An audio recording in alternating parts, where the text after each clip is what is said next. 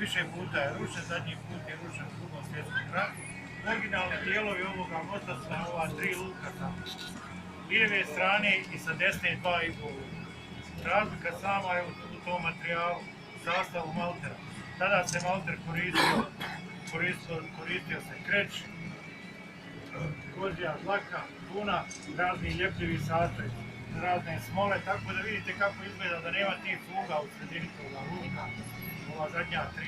Most leži, originalni dijelovi mosta su i stubovi, most leži na drvenim šipovima, kao u Veneciji. Drvo je rastovna, to je takozvani roštilj, vezivan je sa klamfama, klamfe su zaljevane sa olovom. Svojstvo drveta je u vodi što duže stoji, ono je sve čvršće ako nema dodira sa vazduhom. Ako ima dodir sa vazduhom, ono počinje da truni. Ne znam da li ste išli preko mosta gore, imate na sredini mosta imate vodostaj Drine 1896. godine. Tada je Drina bila rijeka i išla je preko Ćuprije Vetarije. Most je restauriran od 2013. do 2016. godine. Donatori su bili Turci i izvođači radova.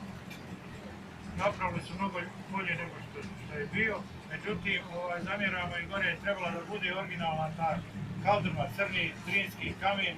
Oni su stavili gore plastiku koji je išao, vidio je da to kako izgleda.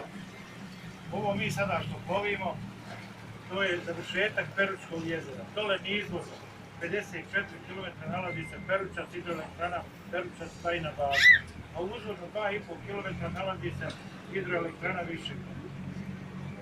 Ovdje je jezero sada negdje duboko oko 3 metra, s time kada bi dole prema Bajinoj Bašti, prema Peručcu, na svaki kilometar se povećava za 1,5 metar, tako da je u Peručcu na kruni brane 96 metara.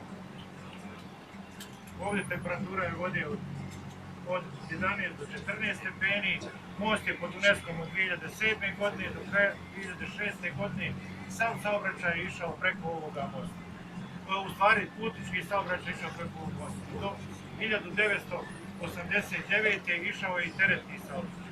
Tada se napravio dole novi most i sada dole su prebačeni teretni kamioni.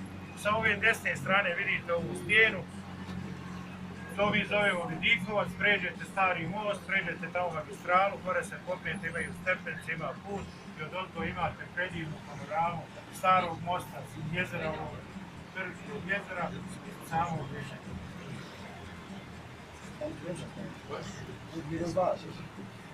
Ne idemo gore kroz most jer je voda jaka, zato sam ovdje da vam objasnim.